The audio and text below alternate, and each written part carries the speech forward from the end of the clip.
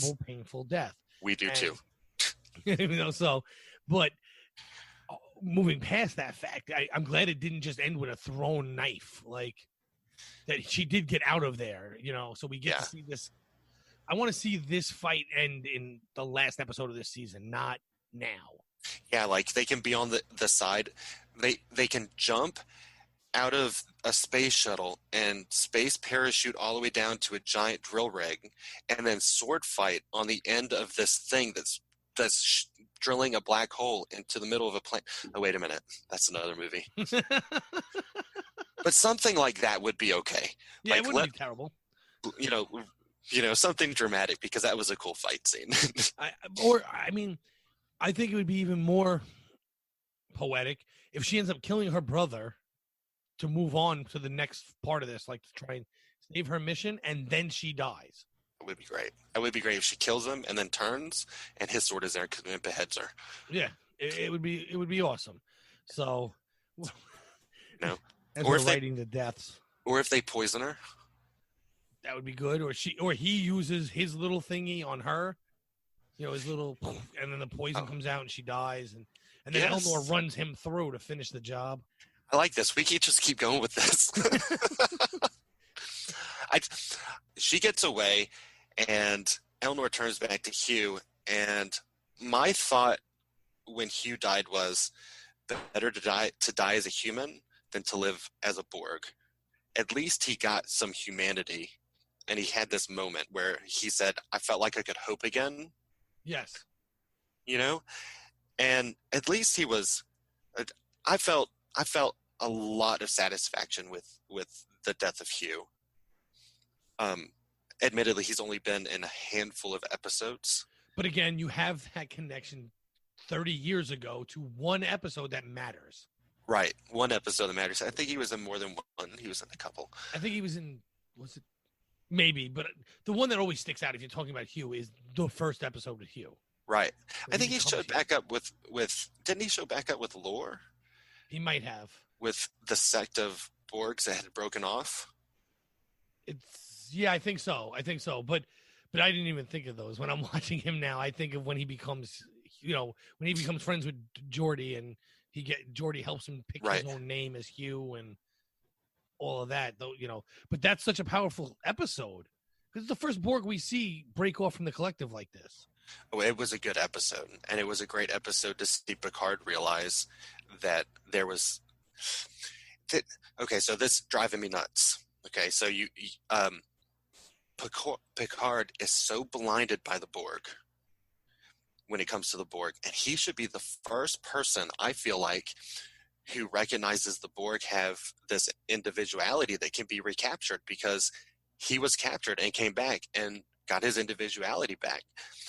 But anytime he encounters another Borg, he's the first one to say, let's go into this hollow suite, because a hollow bullet will still kill him. On Luke, that's one of your crew members. I know that, but I'm doing him a favor. Yeah, it's a little weird. And then Hugh, it's like, no, you're not really Hugh. You're a Borg. Oh, you called yourself I. Okay. He should be the first one to be like, don't kill that. Let's just get, it makes sense. But so I struggle with some of that with Picard sometimes. But however, at the end of the scene where he meets you for the first time, he does say, you're doing good work here. So he recognizes it can happen now. He does. Yeah, he says, this is happening on a scale much larger than I would have imagined. You know, but I don't know. He's just blinded. I guess I would be too if it's a pure hatred of something. It is. It really is. And that's an interesting thing to see, because we talk about the next generation being this utopian idea of the future, but it had cracks in it. And I think this show, and maybe this is a little bit off subject, but I think this show is so much about what it takes to maintain a utopia. They may have achieved it and then had it, but it's such a fragile thing. And what happens when you turn your back on it and it gets away from you? And I think because I've seen so much controversy about this isn't the Next Generation, just like controversy with this isn't the original series when the Next Generation came out. Well, yeah.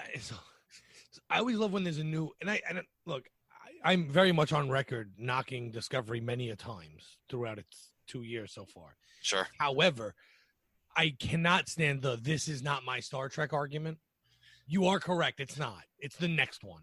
That was said at TNG. It was said for Deep Space Nine. It was said for Voyager. It was said for Enterprise. It was said for Discovery. And now you have now they're being specific. This is not TNG. You're correct. It is not TNG. It's not supposed to be TNG. It's supposed to be something different. If they just gave me TNG again, I would have been done with this show already. Right. Absolutely true. So, absolutely true. But you're right, and I like the fact. What I like even more is if you take that argument, or, what you were just saying, a step farther. You have not only you trying to hold on to utopia, but now you have the average person seemingly blinded by the fact that they're still in a utopia. Yes. Yeah. You have Picard who thinks everything is still okay. Right. And I don't even mean just Picard. I think like the average person on the ground doesn't understand just how messed up their government is, All of those people walking through that standing transporter think everything is okay. Right. I have food, I have clothing, I have a house, I have a job, whatever. I'm fine. Yeah, they don't have to work. Right. They can just go about their business and everything will maintain with Romulans running Starfleet. Yeah, and I think we see that in places around the world over the last 50 years, like different governments convincing their people, whatever, you're fine, don't worry about it, nothing to see here, folks. Yeah, there's so much stuff in this show that ties directly. It's really crazy. Yeah. Everyone should be watching it. Yeah, I agree, but that's never going to happen, sadly. There should be history lessons given about this show. Yeah, it should be taught in high school. Ironically, that's another way I got into Star Trek. My sociology teacher in junior high school used to show episodes of Star Trek and then explain the different societies. Oh, that's awesome. Yeah, it was. It's what made me want to do a podcast about Star Trek, because I wanted to do a blog about Star Trek, but nobody blogs anymore. And then I had a chance to do a podcast and got into that. And it all stems back to not just loving the show, but also that class I took. I can't remember my teacher's name. She was the dean of the school, and I thought, oh man, who wants the dean to know their name? I've gone 2 years without anyone knowing my name. Now she's gonna know it, and it was the best class I ever took one of the best classes I ever took because it was about Star Trek. Really, every other class we had an episode of Star Trek. That's perfect. I wish I could have been there. Yeah, I couldn't have mentioned Star Trek in my high school. I would have been beat up to no end. Well, I live in North Georgia. We had a lot of rednecks. Yeah, right. Which is odd, right? Because they love westerns, and the original Star Trek is just a space western. But you can't explain that to some people. No, you can't. You really can't. Again, back to my other fandom. It's like when people look at you and go, "Why do you watch wrestling? It's fake." So you believe what happened in iRobot? That was a historical document. I mean, I don't understand. Go watch Galaxy Quest. You might realize how crazy you are.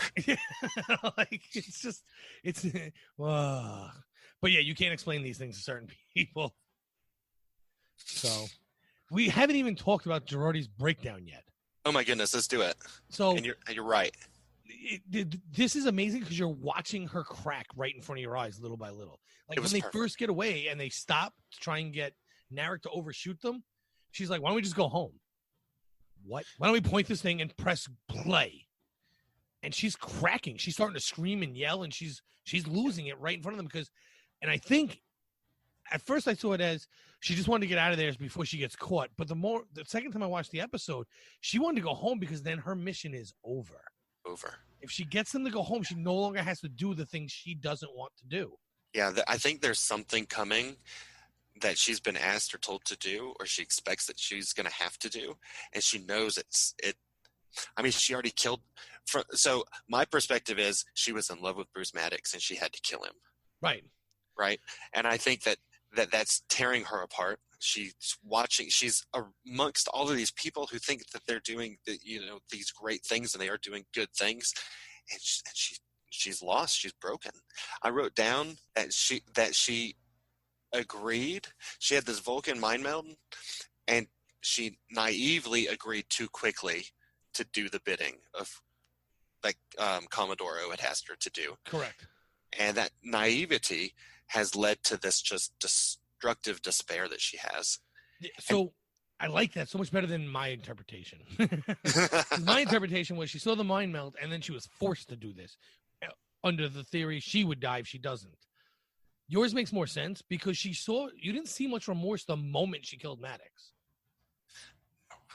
No, you didn't. So she was okay with this. And I've said this a million times. Like, there's a great quote. It's not a great quote. It's a horrible quote. But there's a famous quote. That's a better way to put it. Where, and I'm not going to quote it perfect because I don't know it off the top of my head. But basically, the average person doesn't want war, but you can force them into it by just telling them there's an external force attacking them, and that if you don't defeat them, all your society will be gone. Well, that's what she just did. She did. She convinced her to go to war for her. Yes. They put the wool over her eyes, and she said, okay, I'll do it, without asking why. Yeah, they Commodore Ohm radicalized her with one showing of a future that we don't even know if it really exists or not.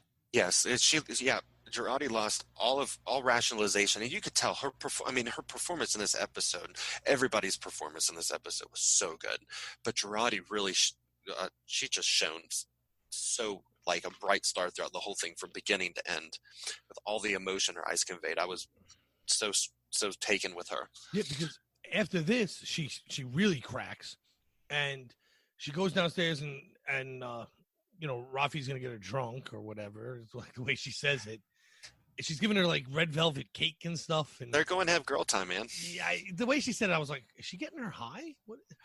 I thought at first it was like it's not a very Star Trek-y thing to do. Yeah, this is not okay. Yeah, I thought it was like, I got you. I know what to do. Yeah, let's go sit at the end of the bar and talk this through. And then she sat down and said the exact wrong thing. Is it your new boyfriend? Which means she knows about it. Right. Yeah. Oh, no, it's not. It's Bruce Maddox. Duh. There's a ton of absolutely the wrong thing to say at the wrong time going on in this show, and it's hilarious and good. I'm telling you, this crew is like, sometimes they do stuff. It just doesn't make any sense. It's like they're all broken. Yeah. Which I like. I don't know. It's crazy. But she does. She says exactly as if you weren't feeling bad enough. Oh, it's your new boy. Oh, no, it's your old boyfriend. Oh, you killed. Right. Got it. Okay. Maybe you should just go and do something like try to kill yourself. No, you never do that. What, ironically, Karen called this last episode. Yeah? Yeah, I know. We're recording this on the day that drops, so you haven't heard it yet. But Karen says she'll do something self-immolating, like kill herself or something. And it's one episode later, and there you go. So... Yeah, I mean, I think you could kind of see the seeds of this starting. I could see that, but I don't think she was trying to kill herself as much as maybe she was just trying to get rid of this homing beacon or this tracking device that they made her. Which by the way, you got to wonder who gives you a radioactive-looking blue glowing pill and you chew it up and swallow it without questioning. I just got to throw that out there. She was radicalized. Yeah. Think about it. I mean, you talk about radicalized people around the world, and they will do almost anything for the cause. So she believes in the cause so much after one mind meld. Look, mind melds, we've always been led to believe, are extremely more powerful than saying things to people over and over again. So right. She was so radicalized so quickly that she was willing to do it. And even when she was doing it, she was like hesitant, but she did it. Here's my only problem with all of that. Being unconscious, because a coma is not dead, it's just a form of consciousness that's not normal, would not stop the tracking beacon. I don't understand how that works. I'm hoping so. This show has done this thing a couple of times where they set something up at the very end of one episode that doesn't make a lot of sense, and then they answer it in the next episode. So, like for example, the big explosion on top of the roof, and then Picard wakes up on his couch. That was a big problem for me in that I think it was first or second episode. I was like, oh my goodness, please tell me the writing is better than this. And then in the second episode, he was like, oh, they erased everything and the police brought you back here.